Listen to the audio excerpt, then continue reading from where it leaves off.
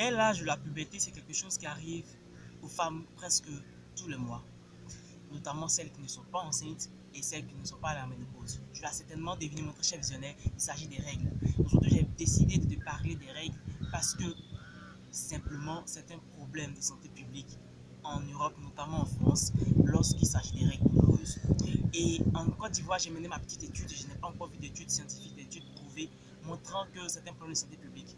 Mais pour le fait que j'ai rencontré au quotidien, je rencontre au quotidien des femmes, des filles, des jeunes femmes à qui ont ce problème, je me dis que ça m'interpelle. Et vu que ça m'interpelle, il faudrait que je puisse donner quelque chose en retour.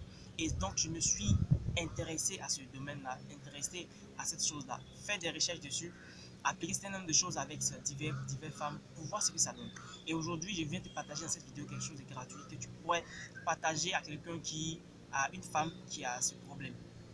Alors, qu'est-ce que les règles et pourquoi est-ce que souvent les règles deviennent douloureuses? Simplement, les règles, c'est, si tu veux, dans la cavité utérine, il y a quelque chose qu'on appelle l'endomètre. C'est une membrane qui recouvre l'intérieur de la cavité utérine, l'intérieur de l'utérus. Et cette membrane-là, chaque mois, lorsqu'il n'y a pas de fécondation, lorsqu'il n'y a pas d'embryon qui se forme, il n'y a pas de bébé qui va naître, il n'y a pas de grossesse en tout cas, chaque mois, il y a ce qu'on appelle une desquamation de l'endomètre.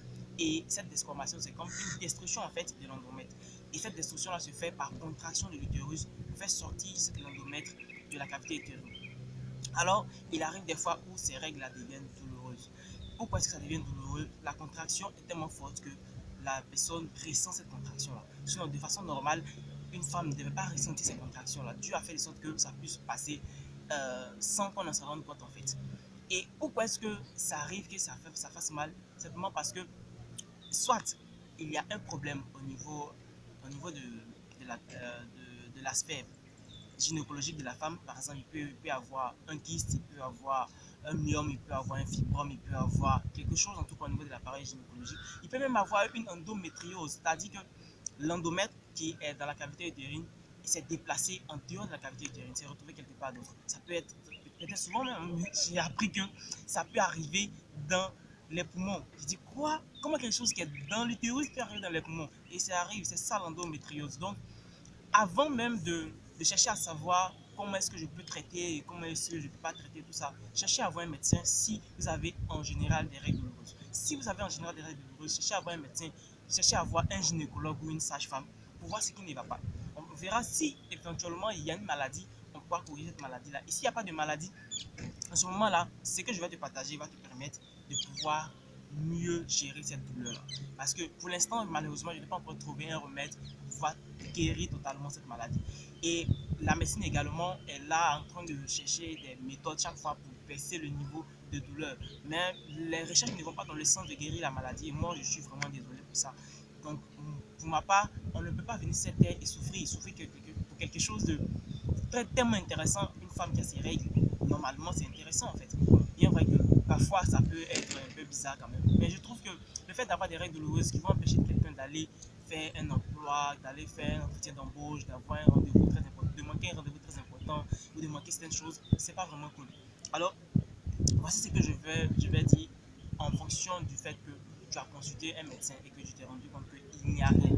S'il n'y a rien, il n'y a pas de maladie, en ce moment-là, ce qu'il faut faire, c'est, première chose, lorsque les menstrues vont arriver, c'est-à-dire tu es à deux jours ou un jour que tu sens que ça va arriver, c'est de pouvoir te détacher du fait que tu vas ressentir de la douleur. Parce que le simple fait de concentrer ton attention sur je vais ressentir de la douleur, tu commences à ressentir déjà de la douleur. Donc, essaie de faire l'exercice de détourner ton attention vers d'autres choses. C'est vrai que la douleur est existentielle, ça va arriver, c'est vrai, mais en même temps, il faudrait que tu puisses t'entraîner à détourner ton attention de ça. Parce que là où on est arrivé, là où est concentrée notre attention, cette chose, à ce niveau-là, il va y avoir une amplification de tous les éléments qui doivent se passer à ce niveau.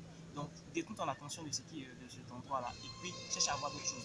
Maintenant, la suite, c'est que une fois que tu as déjà détourné ton attention, ça peut marcher comme ça peut ne pas marcher, ça dépend de ton niveau d'engagement. La chose qui va venir après, c'est simplement lorsque les menstrues vont arriver. Au moment où ça arrive, tu vas prendre simplement des choses qui sont chaudes. Si tu dois boire de l'eau, ça doit être de l'eau chaude. Si tu dois boire, tu dois manger ta nourriture chaude. qu'ensuite tu dois, en tout cas en général, mets-toi au chaud. Pourquoi au chaud? Parce que lorsque on a du chaud quelque part, lorsque on a du chaud dans notre organisme, il y a une vasodilatation, c'est-à-dire les vaisseaux se dilatent. Donc le sang, tout circule de façon, on va dire, plus ou moins normale. Mais lorsque on a une fraîcheur quelque part, donc si tu as commencé que tu bois de l'eau glacée, tu consommes tout ce qui va te permettre d'avoir des contractions, ça va amplifier la douleur. Donc cherche à prendre des choses qui vont diminuer cette contraction-là. Donc quelque chose de chaud, franchement, ça va t'aider. Donc, ce que tu peux faire, c'est de prendre soit du thé chaud, de prendre une sauce chaude, ou bien, en plus de ça, pas ou bien, en plus de ça, tu prends une serviette que tu imbibes d'eau chaude, et puis tu viens placer au niveau de ton bas-ventre. Tu places simplement au niveau de ton bas-ventre pendant quelques temps. Et pendant même que tu es en train de faire ça, tu peux être en train de boire quelque chose de chaud et en même temps ta serviette chaude ici.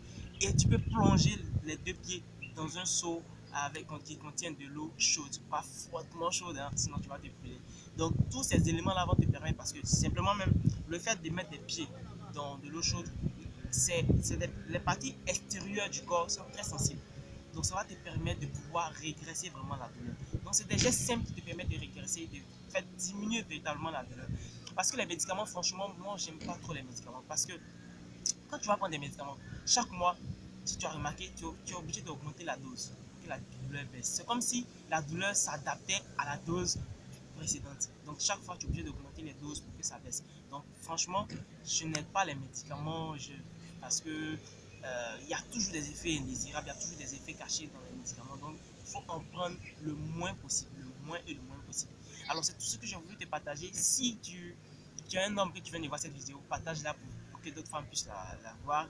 Et puis si tu es une femme que tu n'as pas ça, partage également pour d'autres personnes. Laisse un petit pouce bleu et n'oublie pas de t'abonner, parce que 2020, c'est une année où nous allons partager des choses extraordinaires sur cette chaîne. Merci d'avoir suivi cette vidéo. Je te dis, tu es obligé de réussir.